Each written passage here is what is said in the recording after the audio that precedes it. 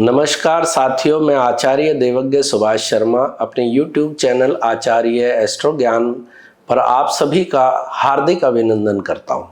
आइए आज हम बात करते हैं श्राद्ध और पितृपक्ष के महत्व के बारे में। जिस घर में पितरों का आशीर्वाद होता है वहाँ कभी भी किसी भी प्रकार से कोई कमी नहीं रहती है। जैसे कि संतान की, सुख समृद्धि की, घर में वैभव की, लक्ष्मी की, आनंद की, किसी भी प्रकार की कोई कमी नहीं रहती है। लेकिन अगर पितृ प्रसन्न नहीं है तो उस घर में दरिद्रता का वास हो जाता है। हर प्रकार का शोक उस घर के अंदर, रोग उत्पन्न होने लगते हैं और अन्य प्रकार के कष्ट उसके जीवन में आने लगते हैं।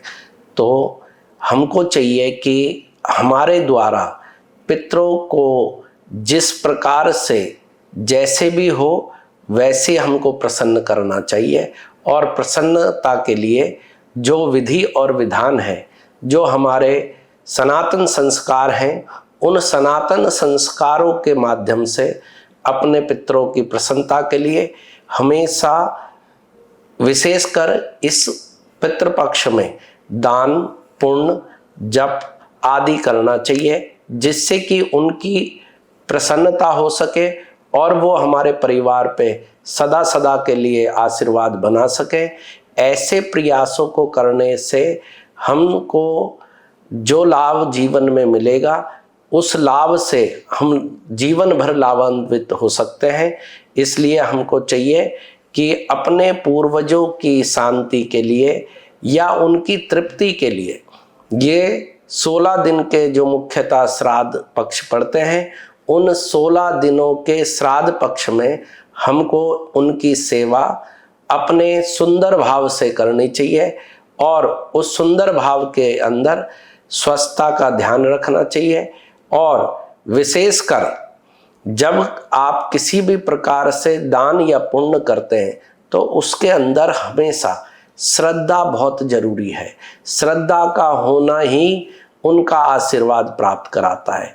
जैसे आप लोगों ने सुना होगा कि कभी किसी के यहाँ वंश वृद्धि भी रुक जाती है, किसी कारणों के वजह से रुक जाती है। और विशेषकर जो कारण होते हैं, आप कहीं भी जाते हैं तो अधिकतर लोगों को बताया जाता है कि आपके घर में पितृदोष है जिसके कारण ये सब हो रहा है। लेकिन अगर आप इस दोष से निजात पाना चाहते हैं तो सबसे जो ज़्यादा महत्वपूर्ण है वो अपने पितरों की प्रसन्नता है। आइए साथियों, अब हम बात करते हैं कि अपने पितरों की किस प्रकार से और किस विधि विधान और संस्कार से उनकी पूजा की जा सकती है। आइए अब हम बात करते हैं पितृपक्ष में प्रयोग होने वाली सामग्री के बारे में। जैसे काले तिल, जौ, चावल, कच्चा दूध, जलपात्र, कुसा, ये पूजा के लिए विशेषकर अनिवार्य है। पितृपक्ष में उपयोग होने वाली जो मुख्यतः सामग्री हैं, उनमें से मुख्यतः तिल, काले तिल हो सकते हैं, 3 प्रकार के तिल में से किसी भी प्रकार का तिल हो सकता है, जौ हो सकते हैं, हल्दी हो सकती है और विशेष रूप से कुसा चाहिए होती है। कुसा जो है पितृपक्ष में और श्राद्ध पक्ष में ये विशेष महत्व रखती है। कुसा के बिना तर्पण जो है या तर्पण विधि जो है वो अधूरी मानी गई है। तो कुसा का होना अनिवार्य है। कुसा से ही पितरों को जल दिया जाता है, तो कुसा का प्रयोग करें और इन तीनों को एक आंजलि में इस प्रकार ले लें।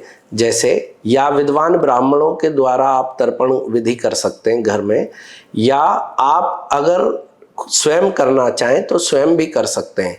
तो तर्पण की जो विधि है, उस तर्पण की विधि में थोड़ा सा काले तिल रखें, जौ रखें और चावल रखें।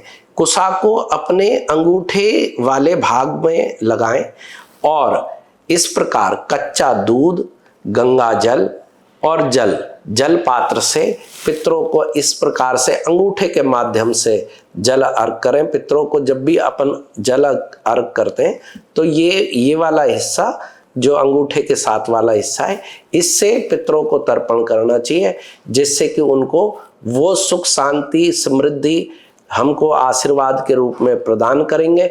जैसे ही वो तृप्त होते हैं वैसे ही वो हमको आशीर्वाद देना प्रारंभ करते हैं। इसलिए जब भी कभी विशेषकर पितृपक्ष में प्रतिदिन ये क्रिया करनी चाहिए। प्रतिदिन ये क्रिया करने वाले के पितृ कभी भी उस पितृ पक्ष में जब घर में होते हैं, जितने भी हमारे पितृ हैं वो होते हैं, और उनके आशीर्वाद को प्राप्त करने के लिए उनको जो जल दिया जाता है, जल का बहुत बड़ा महत्व है। और जल का विधान यही है जो मैंने आपको सरलता से बताया, और अन्य विधान भी हो सकते हैं, लेकिन ये एक सरल विधि है जो हर कोई व्यक्ति कर सकता है। इसलिए बहुत अच्छे तरीके से कुसा, काले तिल, जौ इसका प्रयोग करके चावल सहित और पितरों को तर्पण करें। पितरों को तर्पण के बाद क्या करना चाहिए? मुख्यतः उनको हल्दी का तिलक अर्पण करना चाहिए। हल्दी का तिलक जो है उनको अर्पण करें। बची हुई उसी हल्दी से आप स्वयं अपना तिलक लगाएं, परिवार को तिलक लगाएं, जिससे कि उनके आशीर्वाद से उस घर में रोग दोष किसी भी प्रकार का, जिस भी प्रकार का कोई आलस्य है, दरिद्रता है, वो सब दूर हो जाएगी।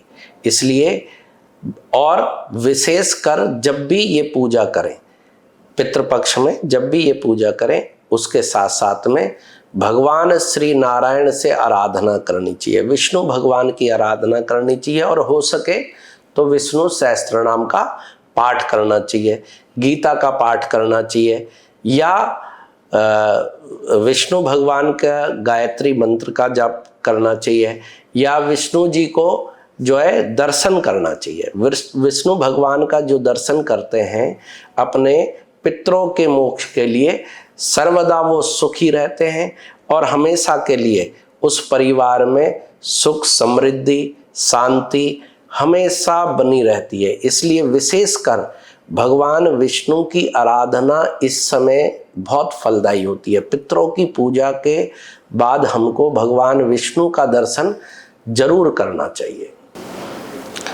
आइए अब आपको मैं पितृपक्ष में पितरों की तृप्ति के लिए एक उत्तम मंत्र आपको देता हूँ। उस मंत्र को जप करने से पितरों की बहुत ज़्यादा सुख शांति और बहुत ही उनका आशीर्वाद हम प्राप्त कर सकते हैं। तो मंत्र इस प्रकार है: ओम देवताभ्य पितृवश्य महायोगभ्य एव च नमः स्वाहाय नमः स्वधाय नित्यमेव नमो नमः।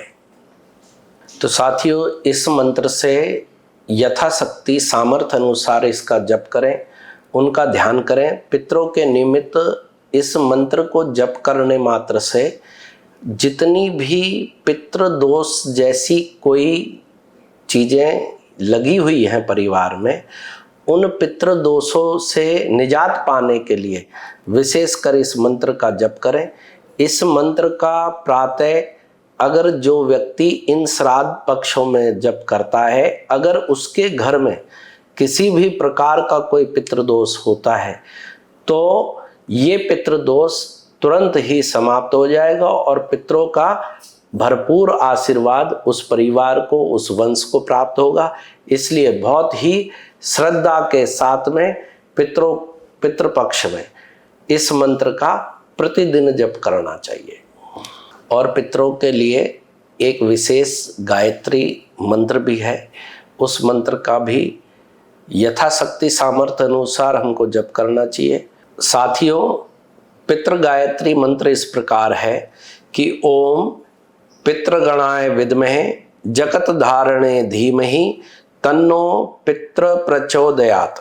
इस मंत्र का ज़्यादा से ज़्यादा संख्या में कुसा के आसन पर बैठकर यदि ये जाप हो जाए और यदि ये 1.25 लाख जाप हो जाए इन 16 दिनों में, अगर 1.25 लाख जाप हो जाए तो किसी भी प्रकार का कोई भी पितृदोष अगर उस परिवार, उस घर, उस कुल को यदि लगा हुआ है तो निश्चय ही इस मंत्र जाप से वो इस दोष से मुक्त हो जाएंगे और परिवार में सुख, समृद्धि, खुशहाली, हर तरीके का यश आपको प्राप्त होगा। और विशेषकर जैसे अमावस्या तिथि जब पड़ेगी तब तक यदि ये पूर्ण हो जाता है, ये एक अनुष्ठान रूप है, यदि आपका ये 1.25 लाख संख्या पूर्ण हो जाती है तो किसी भी विद्वान ब्राह्मण को बुलवा करके इसका दशमांश यज्ञ का विधान है। दशमांश यज्ञ कराएं, पितरों को तर्पण कराएं और दशमांश यज्ञ कराकर ब्राह्मण भोजन कराएं और सामर्थ्य अनुसार सभी को यथाशक्ति उसका दान करें। दान करने से घर के अंदर लगा हुआ पितृदोष या परिवार के अंदर लगा पितृदोष सभी से मुक्ति प्राप्त हो सकती है, इसमें किसी भी प्रकार का कोई संशय नहीं है। देखिए साथियों, मुझे कुछ समय से कुछ इंक्वायरीज आ रही हैं, जैसे कि लोगों की इंक्वायरीज है कि पितृपक्ष में क्या करना चाहिए और क्या नहीं करना चाहिए। विशेषकर पितृपक्ष में जो करने योग्य कार्य हैं उनमें सबसे ज़्यादा जो महत्वपूर्ण है वो है गृहस्थी को गृहस्थ में रह करके अपने नियमों का पालन करना। नियमों का पालन में जो सर्वप्रथम है, सुबह उठ करके अपने भगवान को प्रणाम करें, देवताओं को प्रणाम करें, अपने कुल के देवताओं को प्रणाम करें। आप अपने स्थान देवता को भी प्रणाम करें। स्थान देवता, कुल देवता, ग्राम देवता, बस्ती के देवता, इन देवताओं का ध्यान करें, उनको प्रणाम करें और प्रणाम करने के बाद भगवान की आराधना, विष्णु भगवान की आराधना करनी चाहिए कि हे प्रभु, हे करुणामय, हे दयानिधे, हे शंख चक्र गदाधारी भगवान श्री नारायण, आप हम पर सदा कृपा बनाए रखें और हमारे पितृ जहाँ कहीं भी हैं वो हम पर सदा आशीर्वाद बनाए रखें। इस परिवार पर, इस कुल पर, इस गोत्र पर विशेषकर आशीर्वाद बनाए रखें। ऐसे आशीर्वाद की प्रार्थना भगवान श्री नारायण से हमको करनी चाहिए। हे अच्युतम केशवम गोविंद नारायण भगवान, आप हमें आशीर्वाद प्रदान करें जिससे कि हमारे जितने भी पूर्वज हैं, जो भी हमारे पितृ हैं, जो हमारे वंश से गए हैं, आपके श्री चरणों में उनका वास रहे और वो सदा हम पर, हमारे परिवार पर, हमारे कुल पर, हमारे गोत्र पर सदा सदा के लिए उनका आशीर्वाद हम पर बना रहे। इस प्रकार ये करना चाहिए। और ना करने योग्य कार्य जो हैं विशेषकर क्या हैं? ना करने वाले कार्य हैं जैसे अशुद्ध भोजन नहीं करना चाहिए, तामसिक भोजन से बचना चाहिए, शुद्ध शाकाहारी भोजन करना चाहिए और शुद्ध शाकाहारी भोजन विशेष करके करना चाहिए और शयन करना चाहिए, समय पे शयन करना चाहिए। ये नहीं है कि बहुत देर तक आप सो रहे हैं और 12 बजे 1 बजे तक सो रहे हैं तो ये पितृपक्ष में दोषपूर्ण हो जाता है। यही दरिद्रता ही विशेष कर इससे बचने के लिए, दरिद्रता से बचने के लिए ही ये पितृपक्ष है जो नियम को एक्सेप्ट करता है। नियम करना चाहिए। नियम अगर आपके बहुत अच्छे हैं, बहुत सुंदर हैं तो भगवान की और पितरों की कृपा हमेशा के लिए उस परिवार पे, आप पर, कुल पर हमेशा के लिए बनी रहेगी। लेकिन जैसे ही नियमों का उल्लंघन होगा तो पितृ भी नाराज हो जाएंगे और वो यदि नाराज हो गए तो कोई भी किसी भी प्रकार की कोई कृपा प्राप्त नहीं हो सकती है। इसलिए विशेषकर हमको ध्यान रखना चाहिए कि पितृ पक्ष में या किसी भी पक्ष में हमको अपने जीवन में नियमित होना बहुत जरूरी है। नियमित अगर हम रहेंगे तो सब कुछ प्राप्त हो जाएगा। नियमित रहें और अपने पितरों का आशीर्वाद प्राप्त करें और भगवान श्री नारायण से प्रार्थना करें कि आप हम पर सदा पितरों सहित आशीर्वाद प्रदान करते रहें, जिससे कि हमारे परिवार में सुख, समृद्धि, वैभव, लक्ष्मी, हर तरीके का सामर्थ्य हमारे अंदर पैदा हो और भगवान जो है हम पर कृपा बनाए रखें। विशेषकर पितृपक्ष में क्या नहीं करना चाहिए, जैसे विवाह से संबंधित कोई कार्य है वो नहीं करने चाहिए, गृह प्रवेश नहीं करना चाहिए, गृह प्रवेश से संबंधित कार्य नहीं करने चाहिए, नई वस्तुओं की खरीदारी या किसी भी प्रकार का जैसे कोई भी नया कार्य है या किसी भी कार्य को शुरू करना है, प्रारंभ अगर हमको इसी समय करना है तो इस चीज़ का विशेषकर ध्यान रखना चाहिए कि इस समय में कोई भी नया कार्य हमको नहीं करना चाहिए, इससे बचना चाहिए। पितरों की कृपा हमेशा बनी रहेगी और उनका आशीर्वाद हमेशा मिलता रहेगा। क्रोध नहीं करना चाहिए, झूठ नहीं बोलना चाहिए, झूठ से बचना चाहिए। इन सभी कृत्यों को करने वाला मनुष्य जीवन में पाप को कमाता है, इसलिए इन सब से बचना चाहिए, अन्यथा उसके जीवन में लगा हुआ पितृदोष कभी भी समाप्त नहीं हो सकता है। तो साथियों, विशेषकर विवाह से संबंधित कार्य नहीं करने चाहिए, गृह प्रवेश नहीं करना चाहिए और कुआं पूजन या किसी भी प्रकार से मुंडन पूजन आदि नहीं करने चाहिए। और विशेषकर इसका ध्यान रखना चाहिए कि नया कोई निवेश अगर हमको कोई ऑफर आ रहा है तो नया निवेश इस दौरान हमको नहीं करना चाहिए, उससे थोड़ा सा बचना चाहिए। और नया व्यापार भी प्रारंभ नहीं करना चाहिए।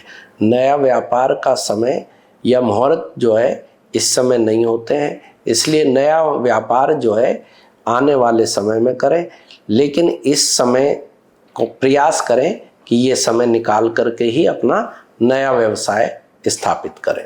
तो साथियों, जब भी हम अपने पूर्वजों को याद करते हैं तो वो एक सिर्फ श्राद्ध कर्म नहीं करते हैं, ये हमारा एक कृतज्ञता है उन परिवार से जो चले गए हैं, जिनके कारण हम आज पृथ्वी पर हैं, उनके प्रति हमारी कृतज्ञता है। इस कृतज्ञता की पूर्णता हमको उनके आशीर्वाद में प्राप्त होती रहे, इसके लिए जैसे किसी वृक्ष का जड़ में हम जब जल अर्पण करते हैं तो उसके पत्ते फलित होते हैं, इसी प्रकार से जब हम अपने पूर्वजों को, जो हमारे 21 पीढ़ियों के संस्कार हैं, उन संस्कारों को हम जब याद करते हैं या उनका सम्मान करते हैं तो हमारे जितने भी हमारे संस्कार हैं या हमारे रीति रिवाज हैं वो हमको हमारे जीवन को सरल बनाने के लिए ये प्राप्त कराते हैं। और ये आशीर्वाद हमें सदा सदा के लिए प्राप्त करना चाहिए और भगवान से करबद्ध होकर प्रार्थना करनी चाहिए कि जो हमारे 21 पीढ़ियों के पितृ जो गए हैं उनको भगवान आप मोक्ष प्रदान करें और उनका सदा हमारे परिवार पे, हमारे ऊपर, हमारे कुल गोत्र पर सदा आशीर्वाद बनाया रहे। तो दोस्तों, ये थे श्राद्ध पक्ष के नियम और उनकी गहराइयाँ। विशेषकर भगवान की कृपा पाने के लिए और पितरों की कृपा पाने के लिए हमको अपने इस नियम को बहुत अच्छे संस्कारों से निर्वाह करना चाहिए।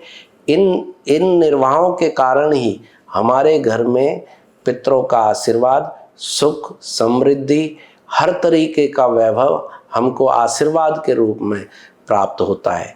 साथियों, अगर आपको यह वीडियो पसंद आया हो तो आप इसको लाइक करें, शेयर करें, कमेंट करें और इस चैनल को आचार्य एस्ट्रो ज्ञान को सब्सक्राइब करें। आपका बहुत बहुत धन्यवाद। जय श्री राम, जय जय श्री राम।